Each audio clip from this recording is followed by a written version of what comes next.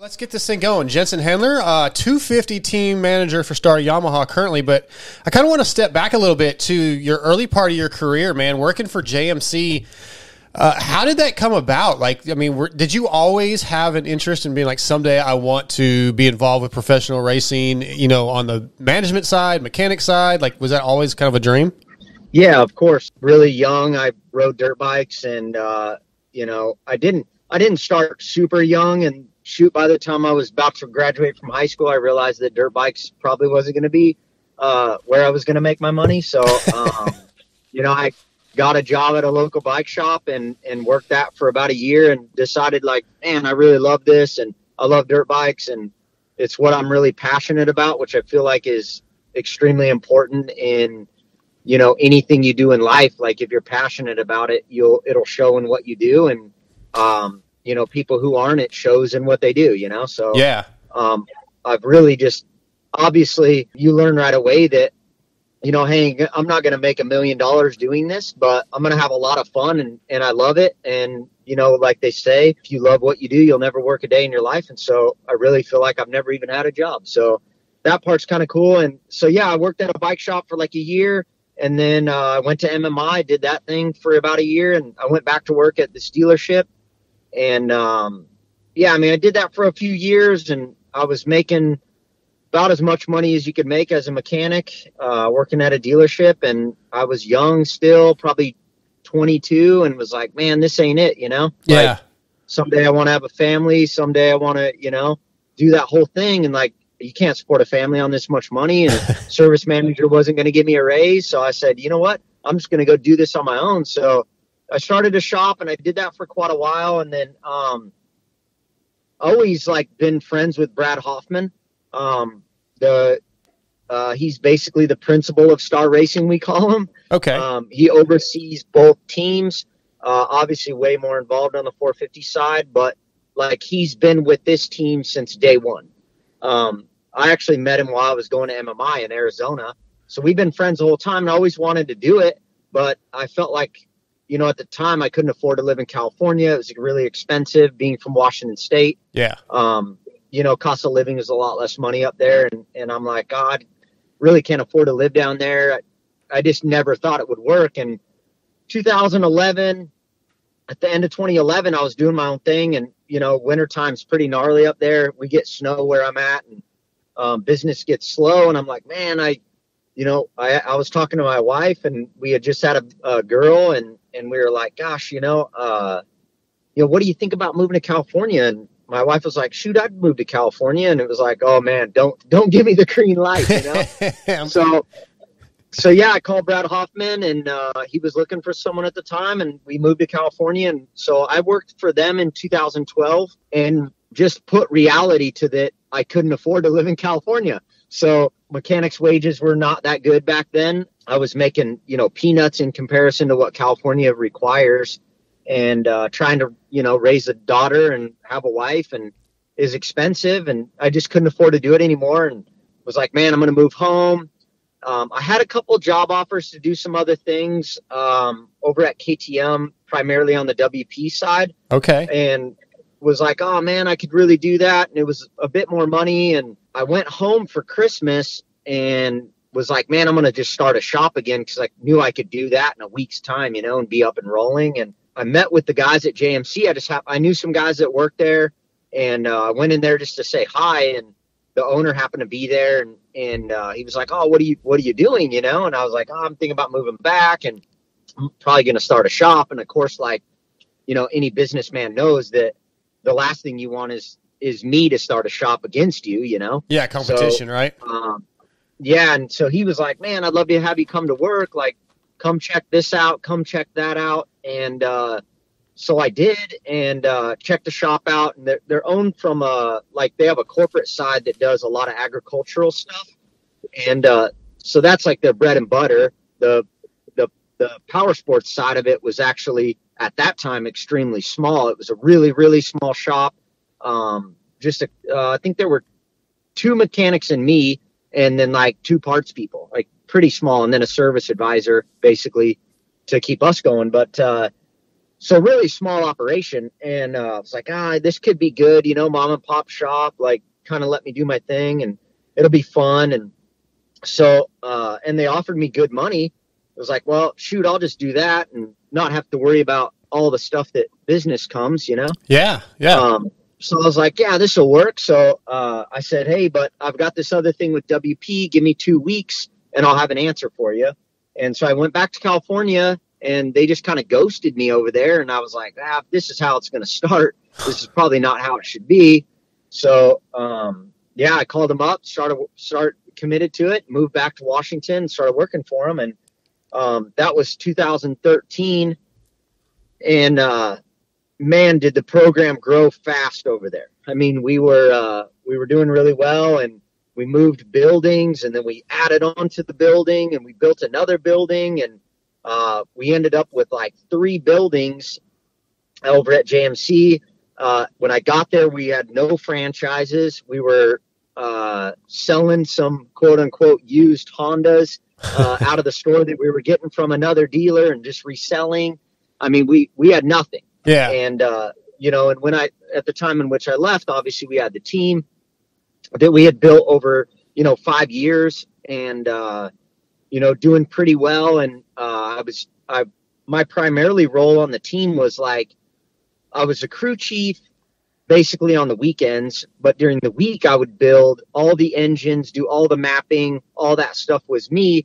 And then, on the weekend I would basically make sure everything happened at the races, Yeah. So, we did that and we had some success. It was fun. But towards the end before I left, it was like, man, why are we doing this? And like, I talked to the owner a bit and like to run a program like that, it's $500,000 a year.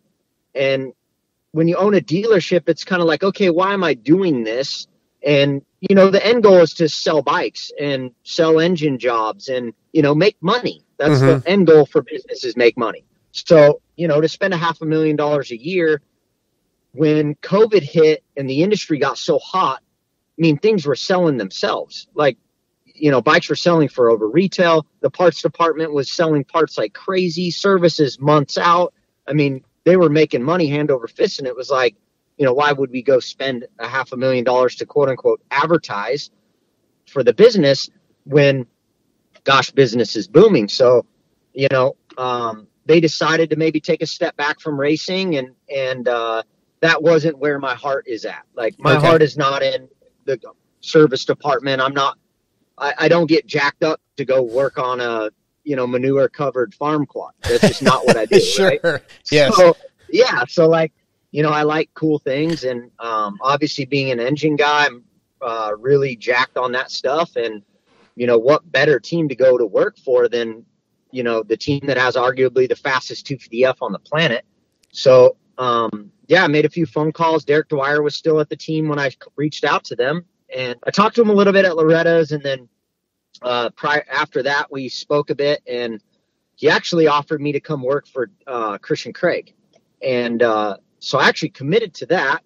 And then Derek ended up leaving the team prior to me coming there. And so I called Bobby Reagan and I told him, I said, hey, Derek Dwyer was a crew chief and obviously he's not there anymore. And I'd like that role more than I would being a rider mechanic. Like obviously I have skill sets that would be more utilized in those areas than just being a rider mechanic. Nothing against rider mechanic. It's just, I've been doing this for 20 years. It's like, you want to keep moving up and obviously the rider mechanic thing is fun, but I'd love a crew chief position. So he said, hey, well, why don't you come to Hangtown and we'll sit down and talk about it, which Hangtown from my house is a 13-hour drive, which I was like, hey, you know what? If that's what it takes, I got no problem with it. Me and my son jumped in the truck. We went to Hangtown. So we went there. And at the time, they were in such need of rider mechanics that he was like, hey, I'm not going to have a crew chief. We've never had a crew chief until now or until Derek Dwyer. And we've operated always without a crew chief. So I really just need you to be a rider mechanic. And I thought, well, at least it would get my foot in the door. I could be there. Maybe something else it'll turn into something else, So he said, you could pick any rider you want. Like, take your pick. You can have anyone you want. You know, obviously you're well qualified, blah, blah, blah, blah, blah. So I says, well, I'll work for Justin Cooper. And so I committed to that, left Hangtown, and, you know, went home and told the wife, like, hey, we're moving to Florida. And she was all in. It was actually really cool. Sounds like she's along for the ride, man. She's supportive. Yeah, we've been together since 1999 and married since '08, 2 kids now. And she's my backbone for sure. Obviously, if I didn't have her approval or she wasn't like feeling it, we wouldn't have done it, you know? So yeah, committed to that and figured out how to sell a house and pack up your stuff and start driving. But 2 weeks prior to me leaving, Brad Hoffman had called me, and I knew that Seth had left and that they were looking for a team manager. And we spoke a little bit about it. Like, man, you know, we just briefed about it. Like, man, do you know anybody? Can you think of anybody? And I shot out some ideas that I had, and he had some ideas, and we were kind of going through it, and I was helping him a little bit with that. And he called me like 2 days later, and he says, man, I didn't really want to say this until I had Bobby's approval, but I really want you to be the team manager. And I was like, wow, you know, like, that sounds gnarly. You know, it's a huge team. Yeah. It's a massive commitment. It's a huge role. And I'd never done that on a team to this caliber before, you know? So I had some concerns, of course. And he was like, hey, don't worry about all that stuff. You know, Jeremy Coker will help you. I will help you. You'll be fine. Any questions you have, we'll help you. Don't worry about it. Just get here. Let's do it, you know? So I committed to it, and here we are, and it's been an awesome thing, and really, really, really enjoy it, and it's fun. I mean, at times it's like having 9 kids, but or 20. Yeah, or 20, but it's fun. So many people on that team. It's awesome, man. Yeah, dude. And you come in your first year and Christian wins the championship, man. And you talked about like being a little shorthanded with needing mechanics, like, cause right, Jericho left, which I literally just interviewed him last night for one of these articles. And he was just talking about the same thing you are, like wanting to get out from under building bikes all the time and move up to the next step in that career, which would be like a crew chief, which he tried to do and it didn't work out. But yeah, you lost him, you lost Matt, and you lost, man, I'm blanking on the, one other mechanic, I think that last year, right? All after 21, didn't 3 guys leave? And then Jelly moved up. Else? Yeah. Jelly moved to 450. I feel like one other guy. Yeah, I feel like there's one other really guy. Only a couple left. Yeah. There's only a couple left. Connor Crushhorn, Levi Kitchen's mechanic. Yeah. He was there obviously with Levi last year. The 450 mechanics obviously have been there, Jelly and Peanut, Alex Campbell. But other than that, it's all pretty much new faces. Brent Duffy came over, obviously, who worked for Christian. That was great. Daniel Caslew, Mohead. He came over, which he's been flawless. That guy is he is a beast. He really is. Like I really, really respect him in that, like, he is a no BS straight shooter. He'll tell you exactly how it is, and it's great. Like, it works out really good. Some people don't vibe with him, but you know what? Get over it. You know, like this. He's just telling how it is. Yeah, there's no bullshit. Yep. That's it. If you can't handle it, well, so be it, you know. But yeah, so I was able to bring over Christian Kaufman. He's working for Nate Thrasher. He worked with me at JMC. Great guy. Yep. So he's been good. Hunter Layton came over from Club MX. He's been awesome. Young kid, but really has his stuff together. Super great mechanic. And then we hired some younger guys for like the amateur program. Morgan Hunt, he's working for Matt LeBlanc, and he's doing really well. Wyatt Matson, he actually came over. He was Ryder D's guy. He's working for Deegan. He's doing really well. Younger kid also, but he's doing really well. J-Hop came over with Jordan Smith, so he's doing really well. And then I actually just hired a guy, Colin Berg. He's the big bearded guy that was at Team Solitaire. Oh, yeah. Okay. Yeah. Yeah, we call him the Viking. He is that guy, he is awesome. Cool, man. He's awesome. Such a powerhouse team with so many moving parts. Lots of them. Yeah. Let's talk about that. When you get this promotion to team manager, there's probably some things that were unexpected. I assume you're responsible for ordering parts, and you got to know how many chains to order and how much race fuel you're going to use. Go ahead. Yeah, it's funny that you say that, because that was probably the biggest eye opener. Was I was putting together like Supercross stuff. I kind of figured out, all right, I know I need about this many chains and whatever, right? But outdoors, they change the chain sliders, the chain guide, and the chain rollers every single race, right? Yeah. So if you've got 5 guys racing 12 rounds, that's 60 chains just to go racing. 60 chain sliders, 60 chain guides, 60 chain rollers. Like, that's just to go racing. That's not including if somebody makes a midday gearing change and you got to cut a new chain, or, the quantity of parts that we order is insane. I can't even imagine it. And yeah, and I'm sure there's a little bit of history that you can go back and like, all right, last year they ordered this and it helps you out, but still you got to worry about practice and, during the week, right, and all the training. And yeah, it's probably very overwhelming. Do you know, like, can you give me an estimate on how many chains you use for a season? I would say outdoors will use at least 100 chains. Jeez. At least. And then, like, of course, their race chain, they take off the bike, right? On build day. They'll bring that back and use it that week for practice, and then it's done, right? So, like, every week while they're racing, they have a new chain.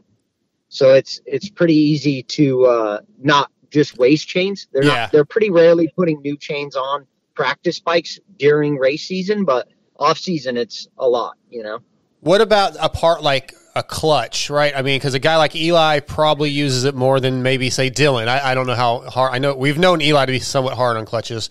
So do you just have to kind of you just order more than enough, obviously? Yeah, it's a lot of zeros for sure. There's hundreds of clutches. Yeah. And of course the engine department, they keep me up to date. They say, hey, we need more clutches, and it seems like it's every week, but and big huge boxes show up with hundreds of fiber plates and hundreds of metal plates, and it just depends on the guy. Like, some guys could smoke a clutch every time they see the track. Some guys might go all day on a clutch, like Christian. So it just depends on the guy, for sure. For sure. Do you enjoy that part of the job of like the business side of like, I got to order this and I got to deal with the sponsor or the whoever, whoever the person is, you have the contact, or do you kind of, is race day the more fun part, dealing with the riders during the week? Like, do you enjoy the business side of it, I guess?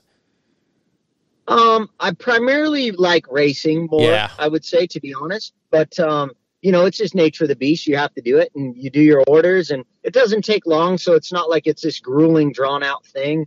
There was a time where I had to do my 2023 bulk parts order, and it takes you a couple days to do that.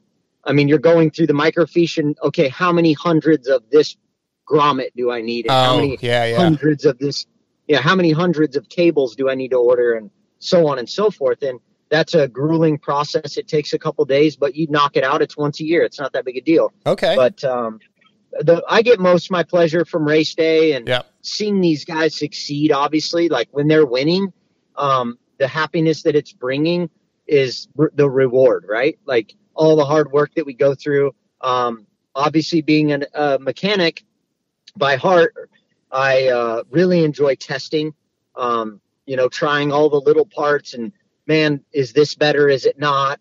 And running it through the guys. And when it grabs traction and they come off the track and are like, man, this is so crazy how good this is.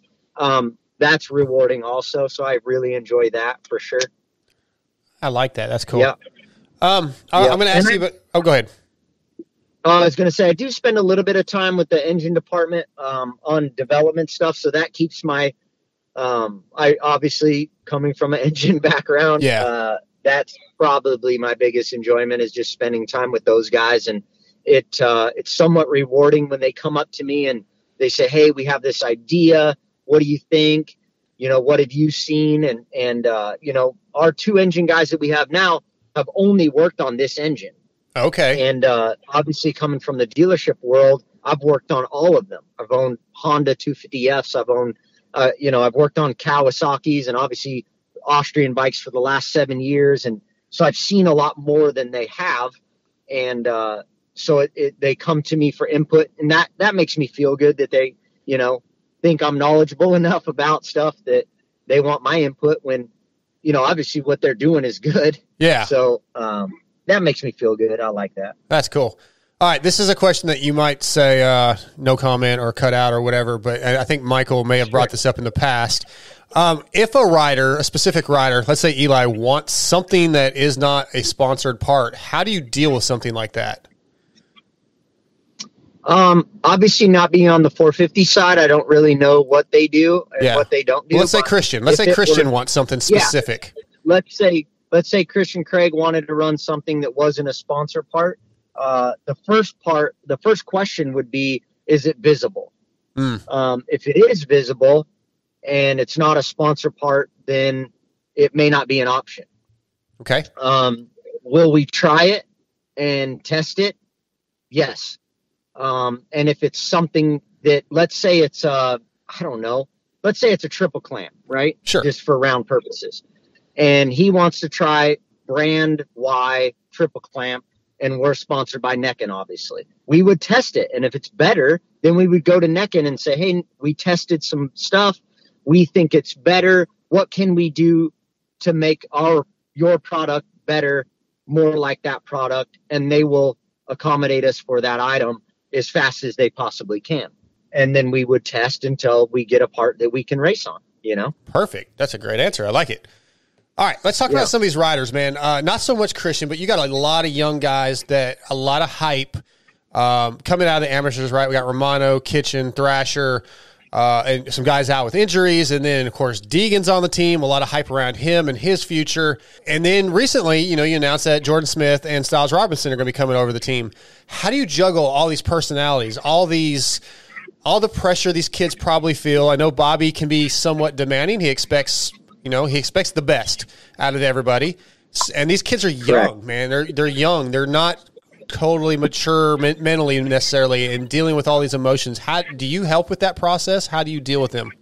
Yeah, a little bit. I mean, we have meetings, and Bobby is cut and dry. I mean, if you're just, I don't want to say being a pussy, but if you're out there being a pussy, yeah, Bobby Reagan's going to tell you that, and you got to be able to take it. And and I mediate with them a bit and help, with if I feel like they're soft and they can't handle that, for one, they better get some tough skin, because Bobby's not going to tone it down, and nor am I. So yeah, I mean, as far as the rookie kids, luckily they've been with us long enough. They know. They've been around Bobby long enough. They know that by the time they're racing pro nationals, they know what Bobby expects of them and what we expect of them, and they should know by then. So it is what it is. Bobby can be that way, but it works. Like, there's been times where, he's been is aggressive enough to tell a rider that, hey, you're not racing tonight. You're heard terrible. that. Yeah, I've heard that. Like, we're going to load this bike up and then him let the kid race, and he wins. So what does that tell you? It worked. Yeah. If it continues to work, we're going to continue to do it. And here we are. So I think some of Bobby Reagan's background, I think he coached some kids like high school football style, and that's how you are as a football coach. And he has iterated that into our dirt bike racing program, and shoot, it's worked. Those number 1 plates on the door speak pretty loudly, and he's never not been that way. Yeah, I don't know. I think it's a good mentality, man. I have a son that's in his early 20s, and I work at this job where we get kids coming in that don't want to work, and they're soft, man. So yeah, I think the old school mentality, sometimes that you need that kick in the ass, and that like, hey man, like you just said, don't be a pussy. It's like you got to have to nut up and work for it sometimes. Oh, that's it. For sure. All right. So far over your career, like, are you surprised, impressed? Like, how do you feel about like where you are from where you started? Because I mean, you are probably on the elite team right now. I mean, Pro Circuit has a lot of history, but right now Star Yamaha is the team. It's pretty unreal what Bobby and you guys have done. Like, how do you feel about your career as a whole to date? Yeah, I mean, I feel really good. Obviously, I've been in the pro scene for 10 years, let's say. I mean, I did, the first Supercross I went to work at was Anaheim 1, 2002. So technically I've been doing it for 20 years, but not steady, right? I got my own business and did all that. But, I'm happy with where I'm at. Obviously, going into this, when he called me, I got off the phone with Brad and I called my best friend and I was like, dude, I can't believe this. Like, I was just blown away. And it literally, like, as a kid, obviously Pro Circuit was the team.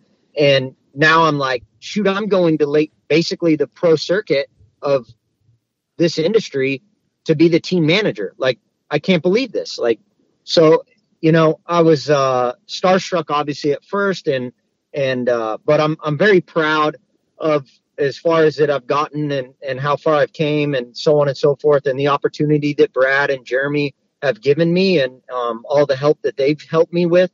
Obviously, it was a steep curve. I joined the team in mid-October and we were going right into Supercross, and it was like trial by fire, I felt like I was walking around with a fire extinguisher all day, just one fire at a time. If it's not on fire, I don't know how to put it. I don't know to put it out. Yeah. So there was a lot of learning about things that I should be doing. And, but it's trial by fire, but I'm learning as fast as I possibly can. And, every day is a new challenge, but, I'm ambitious and I want to do the best job I possibly can.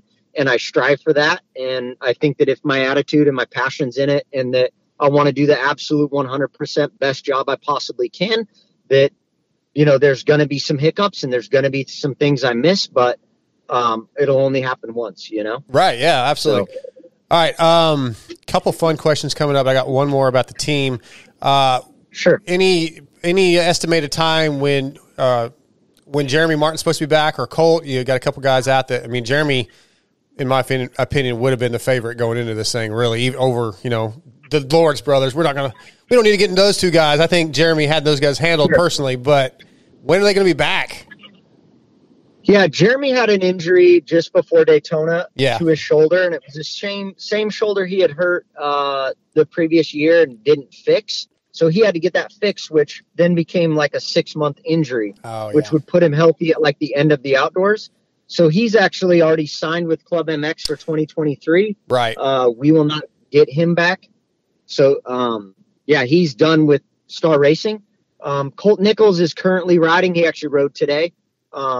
He's been on the bike for a few weeks. Our original goal with him was to try to be back for Redbud, which he's still working his way up to speed, let's say. He's not quite ready yet, I think. So we'll hold off a little bit. You probably see him, and obviously nothing's set in stone. It's based week by week on how he's feeling, but I would guess definitely the last 4 for sure. Okay. Yeah. I didn't realize Jeremy wasn't, I knew he wasn't coming back next year, but I didn't realize he wasn't coming back for, at all for the outdoors. Right. And you had also mentioned earlier about, another rider coming to the team. I'm not so sure about him. Jordan Smith for sure. The other one I'm not sure on. Oh, so okay. There's that. Yeah. Oh, okay. I thought I'd heard Styles was coming over. I heard that too, but I'm not really sure if that's a done thing or where they're at on that. Say for sure. No worries. Okay. All right, let's get to a few fun things. Do you have like a favorite or funny or crazy travel story with all the travel you've done? Anything wild? Nothing crazy. I mean, just the average every day nowadays. Flights getting delayed or canceled all the time. That seems to create some drama.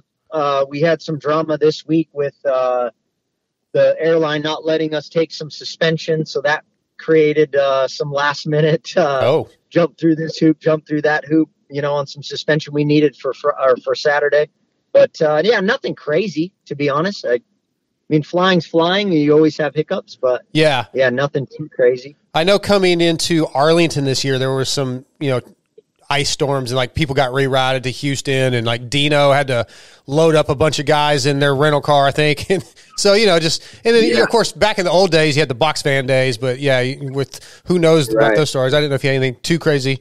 Well, my mechanics had some crazy ones. Right before Hangtown, they were flying, and they got to Dallas, and they can't. Well, in the morning when I got to Tallahassee, they're like, "Hey, our flight from Dallas to Sacramento is canceled."